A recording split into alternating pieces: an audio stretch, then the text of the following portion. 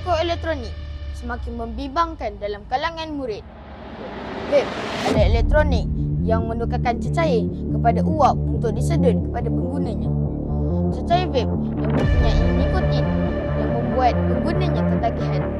Kawan-kawan, jauhilah perkara ini.